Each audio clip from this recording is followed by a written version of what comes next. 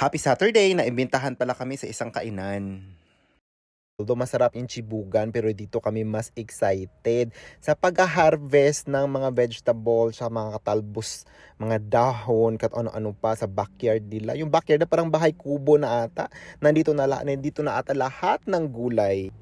Of course, dito ay nagpapahuli. Ang binanatan ko talaga itong kale kasi mahal to eh. Oh my God, tinan mo, fresh na fresh and organic coming from the backyard. Walang halong chemicals. Gagawin ko yung kale chips. O tingnan mo, diba? Nag-uunahan yung mga tao sa pagkuha ng mga vegetable.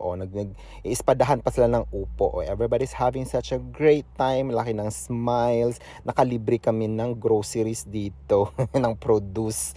Yan yung man of the house, si Kuya Delbert. Thank you so much. Ate Maricel and Kuya Delbert for your generosity. Laki ng smile ng mga tao bang pauwi. Ang dami naming bit-bit. Dinala nata ni Mrs. yung buong halaman.